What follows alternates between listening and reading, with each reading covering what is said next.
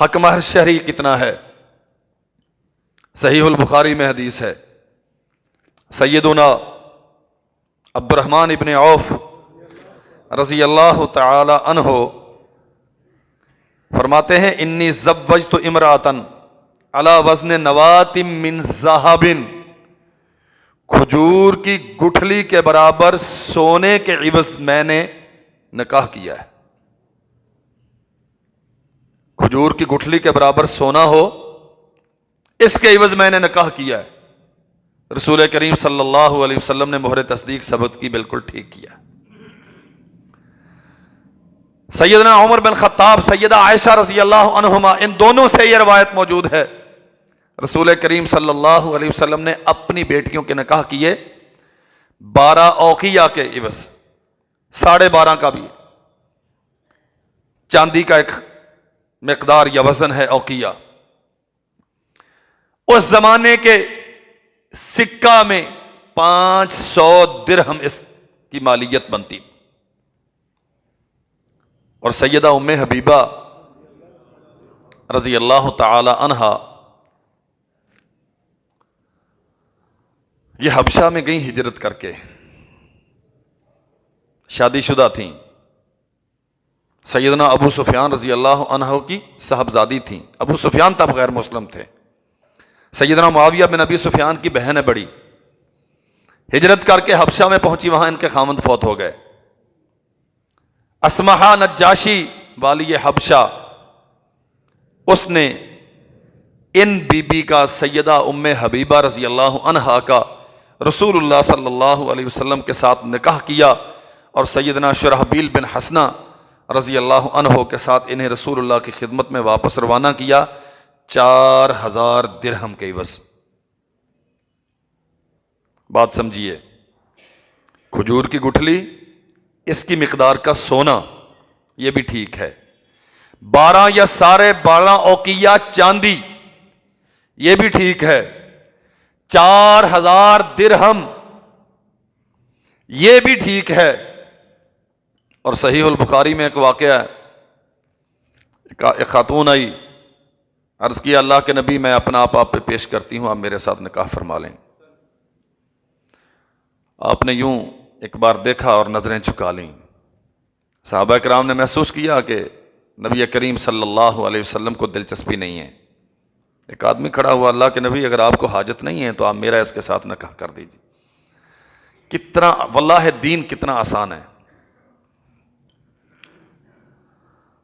چاہیے تھا نا کہ پہلے چچاؤں، ماموں، دیہات کے وڈیروں کو بھیجتے کہ اس بی بی کے پیچھے پتہ کرو اس کا خاندان کیسا ہے۔ اچھا، مسئلہ صرف خاندان کا نہیں ہے، برادری تو ساڈی بھی جاٹی ہے لیکن گوت بھی ساڈی ہوئے، جٹ بھی ہو اور گوت بھی وہی ہو جو ہماری ہے۔ اللہ اکبر۔ بندہ کہتا ہے اللہ کے نبی یار آپ کو رغبت نہیں ہے تو میرا اس کے ساتھ نکاح کر دیں۔ فرمایا ٹھیک ہے جی، آپ کا اس کے ساتھ نکاح کر دیتے ہیں۔ کیا تیرے پاس نکاح کے لیے؟ کوئی مال و اسباب، کوئی مہر کے لیے کوئی چیز ہے؟ حضرت میرے پاس تو کچھ نہیں ہے۔ اب جس کے پاس حق مہر دینے کے لیے کچھ نہیں ہے، اس کے پیچھے مربے کتنے ہوں گے؟ شادیوں کا معیار کیا ہے؟ بگا دیتے۔ بے وقوف، تیرے پاس ہے کیا جو بی بی کا ہاتھ مانگتا ہے؟ اسے رکھے گا کہاں لے جا کے؟ تیرے پاس چھت نہیں ہے، تیرے پاس برتن نہیں ہے، اچھا کچن نہیں ہے ہماری بیٹی کے معیار کا، ہاں اسے کہاں رکھے گا لے جا کے؟ فرمایا کو کپڑا لے آؤ۔ حضور میرے پاس کپڑا بھی نہیں۔ ایک حدیث میں آتا ہے، اس نے کہا اللہ کے نبی یہ ایک چادر ہے، اسے 2 حصوں میں تقسیم کر دیتا ہوں، آدھی اسے دے دیتا ہوں، آدھی خود رکھ لیتا ہوں۔ فرمایا نہ تیرے کام کی نہ اس کے کام کی۔ اور کچھ ہے؟ کوئی لوہے کا چھلا، انگوٹھی ہے لوہے کی، اللہ کے نبی یہ بھی نہیں ہے۔ فرمایا حل معک من القرآن شیء، اور کوئی علم جانتے ہو، پڑھا ہوا ہے کچھ؟ قرآن مجید ہے تیرے پاس؟ اللہ کے نبی ہاں قرآن مجید کی یہ صورتیں مجھے آتی ہیں، فرمایا جاؤ وہ صورتیں بیوی کو یاد کروا دینا، میں نے تیرا اس کے ساتھ نکاح کر دیا۔ ہم نے دیکھا، اپنی زندگی میں دیکھا، مولانا عائش محمد ماموں کانجن والے زندہ ہیں لیکن بیمار ہیں، اللہ انہیں صحت عطا کرے۔ ان کے داماد وہ فوت ہو گئے ہیں، مولانا اصغر ان کا نام تھا، پڑھتے تھے ابھی مدرسہ میں، تو بات چلی شادی کی، تو بابا جی کہنے لگے کہ ٹھیک ہے اصغر کے ساتھ شادی کرتے ہیں، حق مہر کیا ہوگا جی؟ انہوں نے کہا جی حق مہر یہ ہوگا کہ یہ بخاری شریف تک تعلیم مکمل کرے گا، درمیان میں چھوڑ کے نہیں جائے گا۔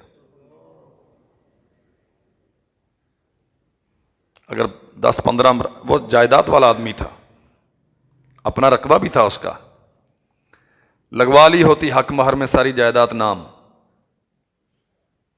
اور وہ چھوڑ کے چلا جاتا، موت اسے پھر بھی آ جاتی، اب بھی آ گئی، لیکن علم ادھورا رہتا۔ اللہ کے نبی فرماتے ہیں، قرآن مجید آتا ہے حضور فلاں فلاں صورتیں آتی ہیں، فرمایا جاؤ میں نے ان صورتوں کے عوض اس کے ساتھ تیرا نکاح کر دیا، اسے یاد کروا دینا۔ سو یہ مسئلہ اچھی طرح سمجھ لیں، حق مہر کا تقرر لازم ہے، فرض ہے، لیکن اس کی مقدار معین نہیں ہے، باہمی رضامندی سے۔ اچھا ہمارے سامنے تو رضامندی آتی ہے نا، مولوی کے سامنے تو رضامندی پیش کی جاتی، 10,000 بھجوا دیا، لکھو جی 10,000، بچی کا باپ بیچارہ نگاہیں جھکا کے بیٹھا ہوا ہوتا ہے، مجبور ہوں، نہیں لکھوں گا یہ شور کریں گے، میری عزت کی دھجیاں اڑائیں گے، ضد کروں گا تو گھر جا کے میری بیٹی کو تنگ کریں گے۔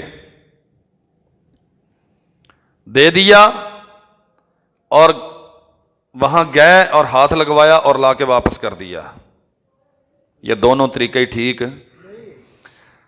پھر کہتے ہیں حضرت خیر و برکت کی دعا فرماؤ، اور میرے بھائیوں بہت اچھی طرح یہ بات سمجھ لو،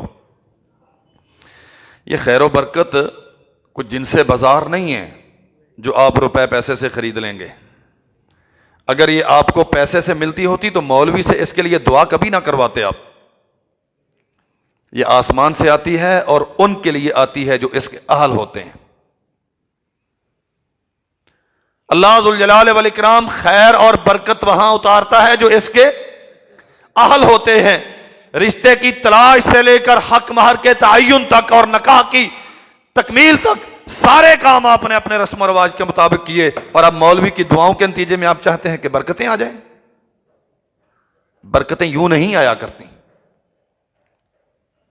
آپ نے کیا کیا حصول برکت کے لیے؟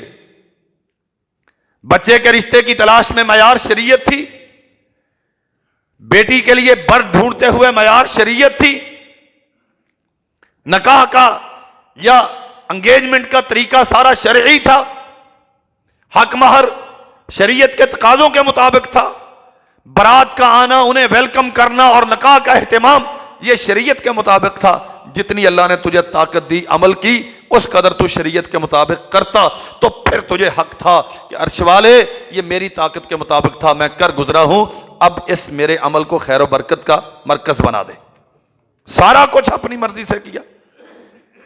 اللہ کی رضا کس میں ہے؟ رسول اللہ صلی اللہ علیہ وسلم کا حکم کیا ہے؟ اسے ڈھونڈا ہی نہیں، اس کے لیے کبھی کوئی جستجو کی نہیں، اور آخر میں مولوی صاحب ذرا لمبی سی دعا کرو یہاں سے لے کر پتوں کی تک تاکہ برکتیں آ جائیں، یوں برکتیں نہیں آیا کرتی۔ حق مہر کے تقرر میں شریعت کے ان احکامات کو ملحوظ رکھو۔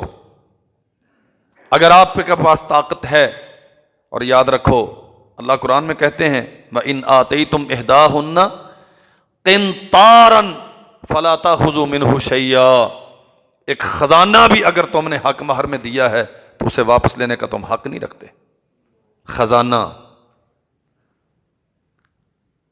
ایک لوہے کا چھلا بھی ہو سکتا ہے، قرآن مجید کی چند صورتیں بھی ہو سکتی ہیں، کپڑے کا ایک ٹکڑا بھی ہو سکتا ہے، سونے کی ایک ڈلی زیور بھی ہو سکتا ہے، 500 درہم 4000 درہم سرور کونین کے مہر، اور قرآن کہتا ہے وَإِنْ آتَيْتُمْ إِحْدَاهُنَّ قِنْطَارًا، ایک خزانہ بھی ہو سکتا ہے۔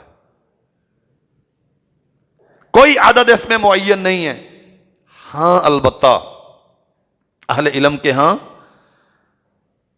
سیدنا عمر بن خطاب رضی اللہ عنہ کا فرمان ہے، فرمایا لوگوں سنو،